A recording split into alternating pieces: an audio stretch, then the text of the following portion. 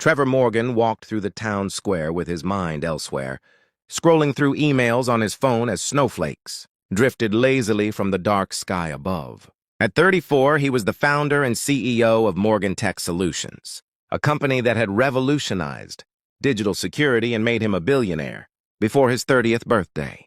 He'd flown into this small Pennsylvania town on Christmas Eve to finalize the acquisition of a local manufacturing plant, a deal that would displace 200 workers, but save his company millions in production costs.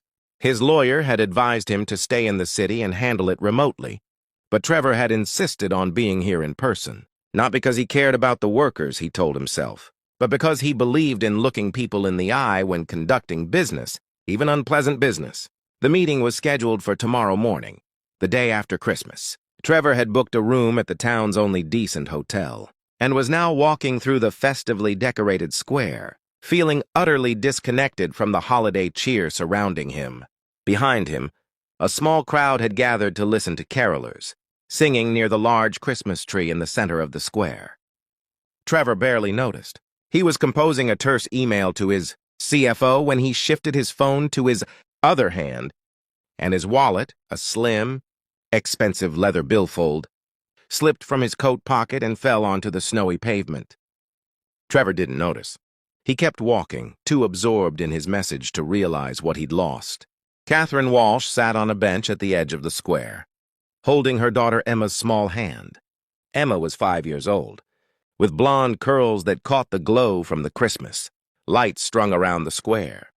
She wore a warm brown coat that Catherine had found at a thrift store, clean and intact, if a few years out of style. Catherine wore a matching one, their twin coats, as Emma called them. They'd come to the square because it was free entertainment, and because the warmth of the crowd provided a brief respite from their cold apartment where Catherine had been forced to keep the heat turned down to save money. She was a single mother working 2 jobs, waitressing during the day and cleaning offices at night. Even with both jobs, they were barely scraping by. This Christmas would be sparse. Catherine had managed to save enough for a few small gifts and a modest dinner, but nothing like the Christmases she remembered from her own childhood before her parents died. She pushed down the familiar pang of guilt and sadness. Emma was healthy and loved and fed. That's what mattered. "Mama, look!" Emma pointed toward the ground a few feet away. Someone dropped something. Catherine followed her daughter's gaze and saw a black leather wallet lying in the snow, partially trampled by passing feet. She stood and walked over, picking it up and brushing off the snow. When she opened it, her breath caught. Inside were multiple credit cards, all black or platinum, the kind Catherine had only heard about. There was also a driver's license with the name Trevor Morgan and a photo of a handsome man with dark hair and blue eyes. And then there was the cash. Catherine's hands trembled as she counted. $500 in crisp bills. More money than she had in her checking account. More money than she'd see in one place for months. Her mind began racing. With this money, she could pay the electric bill that was overdue. She could buy Emma a proper Christmas. A bike, maybe. The one Emma had admired in the toy store window for months. She could stock their pantry instead of counting every dollar at the grocery store. She could breathe just for a little while, without the constant weight of financial terror crushing her chest. No one had seen her pick it up. The wallet's owner had already disappeared into the crowd. She could keep it. She could take this money and make their lives better. And no one would ever know. "Mama, whose wallet is it?" Emma asked, looking up at her with those innocent blue eyes. Catherine stared at the money in her hands. She thought about the overdue electric bill. She thought about Emma's Christmas morning. She thought about how unfair it was that some people had so much while she struggled to provide the basics for her daughter. But then she looked at Emma, really looked at her, this beautiful little girl who trusted her completely, who watched her every action and learned from her every choice. What would it teach Emma if Catherine kept money that wasn't hers?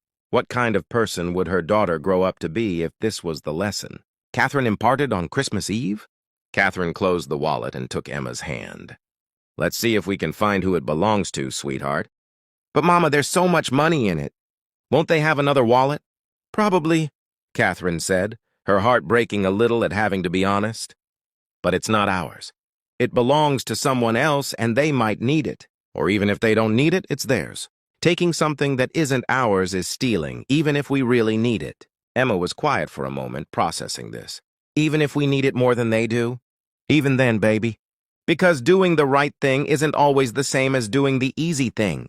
They asked the carolers if anyone had lost a wallet.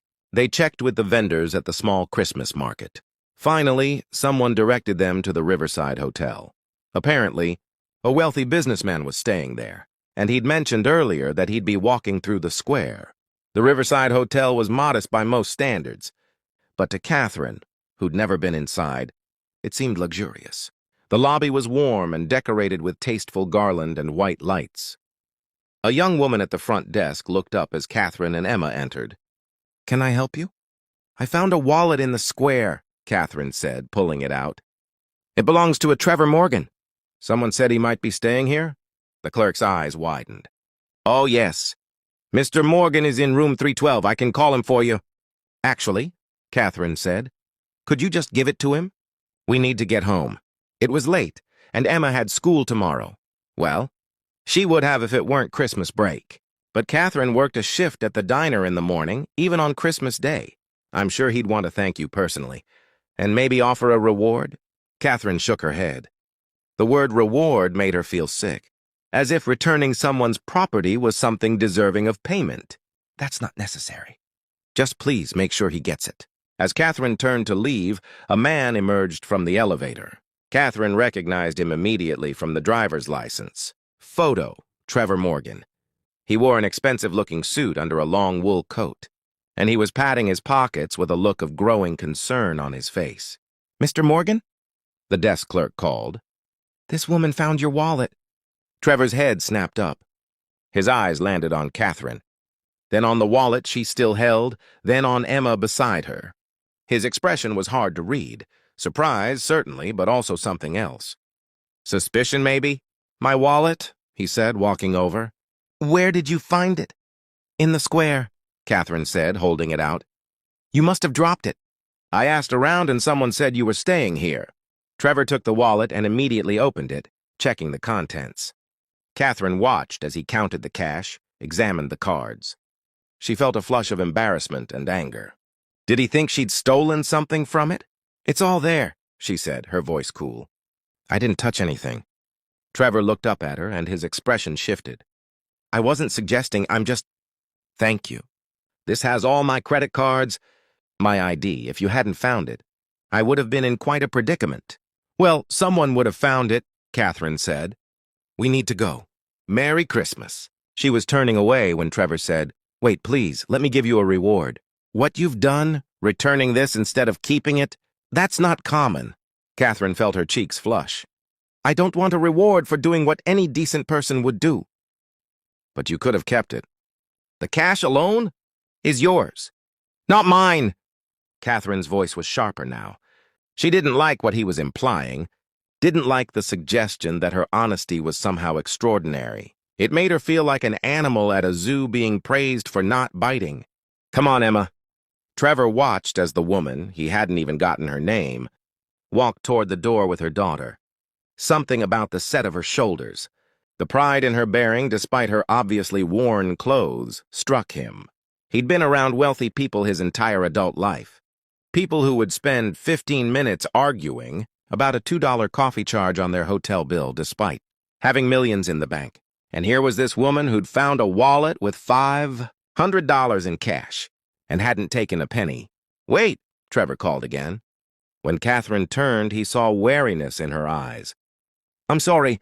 I didn't mean to offend you. You're right. You did what any decent person should do. But the truth is, most people wouldn't have. Please, can I at least buy you and your daughter dinner? It's Christmas Eve and I'm eating alone anyway." Catherine started to refuse, but Emma tugged on her sleeve. "Mama, I'm hungry." It was true.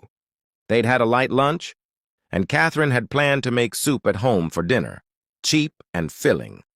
But Emma's wide eyes, looking up at this stranger who was offering them a meal, made Catherine pause. "Just dinner," she said finally. "Then we need to go home." The hotel restaurant was quiet, most guests having gone out for the evening or already retired to their rooms. Trevor led Catherine and Emma to a corner booth, and they sat down with menus that made Catherine's eyes widen. A single entree cost more than she spent on groceries for a week. "Please order whatever you'd like," Trevor said, watching Emma study the menu with serious concentration. "Can I have the mac and cheese?" Emma asked her mother. "And the chocolate cake?" Catherine started to say that was too much, but Trevor interrupted. "That sounds perfect. And what about you?" Catherine ordered the cheapest thing on the menu, a salad, but Trevor raised an eyebrow. "Are you really going to make me eat a steak alone? The ribeye here is excellent. Please have a proper meal." Something in his tone wasn't condescending, but genuinely hoping for company. So Catherine relented and ordered the chicken. As they waited for their food, Trevor asked, "I'm Trevor, as you probably know from my ID, but I didn't get your names." "Catherine Walsh. This is my daughter, Emma." "It's nice to meet you both. Thank you again for returning my wallet. Can I ask you something?" Catherine tensed. "Depends on the question. When you found it with all that cash, you must have thought about keeping it. Why didn't you?" Catherine glanced at Emma, who was coloring on the paper placemat the waitress had brought. "Because it wasn't mine. And because my daughter was watching? What kind of mother would I be if I taught her that it's okay to steal when you need something, but you do need it? The money, I mean. It wasn't a question." Catherine's jaw tightened. "That's none of your business." "You're right. I apologize. I'm not trying to be intrusive. I'm trying to understand. In my experience, most people would have kept it. Or at the very least, they would have expected a significant reward for returning it. Then you know the wrong kind of people." Trevor laughed, a surprised sound. "You're absolutely right, I do." Their food arrived, and Emma's eyes went wide at the enormous plate of mac and cheese set before her. She ate with careful, mannered bites, clearly having been taught proper table etiquette despite their circumstances. As they ate, Trevor found himself telling them about his company, his work, his life, though he left out the part about why he was in town. Catherine listened politely, but didn't seem impressed by his success the way most people were. She asked intelligent questions about his business, about what he did day to day. But there was no fawning, no obvious interest in his wealth. Emma, meanwhile, told Trevor about her school, her teacher, her best friend Lily. She told him about how she wanted to be a teacher when she grew up, just like Miss Henderson. "That's a wonderful goal," Trevor said. "Teachers are very important. Mama says that doing something to help other people is better than doing something just to make money," Emma said seriously. "Is that true?" Trevor glanced at Catherine, who looked slightly embarrassed. "I think your mother is right," he said after a moment. "Making money is important, but it's what you do with it that matters. How you treat people, whether you help others or just help yourself." "Do you help people?" Emma asked with childlike directness. Trevor found he didn't have a good answer. Did he help people? He employed thousands, which was something, but he couldn't remember the last time he'd done something genuinely helpful for someone who couldn't benefit him in return. "I'm trying to," he said finally. After dinner, as they prepared to leave, Trevor pulled out his phone. "Could I have your number? I'd like to send you something. A proper thank you." "That's not necessary," Catherine said, but Trevor persisted. "Please, you did me a real service tonight." "Let me return the favor." Reluctantly, Catherine gave him her number. She suspected he'd send money and she'd refuse it, but she was too tired to argue anymore. It had been a long day, and it would be an even longer one tomorrow. As Catherine and Emma left the hotel and walked into the snowy night, Trevor stood at the window and watched them go. He thought about the woman who'd had $500 in her hands and given it back. He thought about the little girl who wanted to be a teacher. He thought about how he'd almost let them walk away without learning anything about them. He pulled out his phone and called his assistant. "Patricia, I need you to do something for me." "Yes, I know it's Christmas Eve. This is important." The next morning, Christmas Day, Catherine woke early to get ready for her shift at the diner. She was moving quietly so as not to wake Emma when there was a knock at the door. Catherine opened it to find a delivery man holding an enormous basket wrapped in cellophane. "Catherine Walsh?" "Yes, this is for you. Merry Christmas." He handed her the basket and left before she could ask any questions. Inside were groceries, good groceries, not the store-brand items she usually bought, along with chocolates. Coffee, tea, and a turkey with all the fixings for a proper Christmas dinner. There was also an envelope. Inside was a note written in elegant handwriting. "Thank you for reminding me what matters. Please accept this with no strings attached. You were right. Doing the right thing shouldn't require a reward. But accepting a gift is different. Let me give you this gift, the same way you gave me the gift of your honesty and integrity. Merry Christmas, Trevor." There was also a check. Catherine's hands shook as she looked at the amount. $5,000. Mama? Emma had woken up and come into the kitchen. "What's wrong?" "Nothing's wrong, baby," Catherine said, tears streaming down her face. "Something's very right." She called the number Trevor had texted her from. He answered on the second ring. "Catherine, I can't accept this." "Yes, you can. And before you argue, let me tell you something. Last night when you returned my wallet, you said doing the right thing isn't always the same as doing the easy thing. You were right. And this morning, I did something that wasn't easy. I canceled the meeting I came here for. I was going to buy a plant and close it. Put 200 people out of work, all to save money. But I kept thinking about what you said, about helping people versus just making money. And I realized I didn't want to be the kind of person who does that. So I'm not. Trevor, let me finish. You gave me something last night that was worth far more than what's in that check. You reminded me that integrity and character matter, that we're defined not by what's easy but by what's right. And I wanted to do the right thing for you, not as a reward but as a thank you. Please, Catherine, accept it. Catherine thought about her overdue bills, about Emma's Christmas, about all the things they needed. She thought about pride and practicality, about lessons and love. "Okay," she said softly. "Thank you. Thank you so much." She could hear the smile in Trevor's voice. "Merry Christmas, Catherine. Tell Emma I said hello." After hanging up, Catherine sat down at their small kitchen table and cried. Not from sadness, but from relief and gratitude and the overwhelming sense that sometimes, just sometimes, doing the right thing led to good things. Emma climbed into her lap and hugged her. "Is it a good cry, Mama?" "Yes, baby, a very good cry." Trevor stayed in town for Christmas Day. He didn't have anywhere else to be, and somehow spending it alone in his Manhattan penthouse seemed wrong now. Instead, he had dinner at the hotel, a surprisingly good Christmas meal, and thought about the year ahead. He'd meant what he told Catherine. He'd canceled the plant closure and had his team working on alternative, cost-saving measures that didn't involve destroying a community. It would hurt profits in the short term, but Trevor found he didn't care as much about that as he once would have. His phone buzzed with a text. It was a photo from Catherine, Emma sitting beside a small Christmas tree, holding a wrapped present and beaming at the camera. The text read, "Thank you for making our Christmas special. We'll never forget your kindness." Trevor texted back, "Thank you for making me want to be a better person. Merry Christmas." Months later, Trevor returned to the town for a board meeting at the plant he'd saved. While there, he stopped by the diner where Catherine worked. She was surprised to see him, and they talked during her break. Emma was in school, doing well. Catherine had used some of the money to enroll. In night classes, she was working toward becoming a nurse. "I never properly thanked you," Trevor said. "That night changed me, changed how I think about business, about success, about what matters." "All I did was return your wallet," Catherine said with a smile. "You did more than that. You showed me that character isn't about grand gestures. It's about small choices made when no one's watching. It's about teaching your daughter the right values even when the wrong choice would be easier. It's about integrity."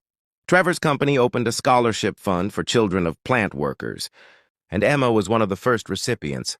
Years later, when she was ready for college, Trevor served on the board personally, staying involved not from obligation but from genuine care.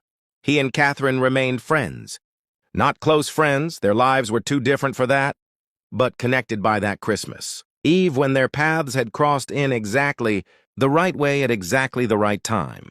On each anniversary of that night, Trevor sent Catherine and Emma a card, not with money, but with a note thanking them for the gift they'd given him, the gift of perspective, of conscience, of remembering what it meant to be human rather than just successful.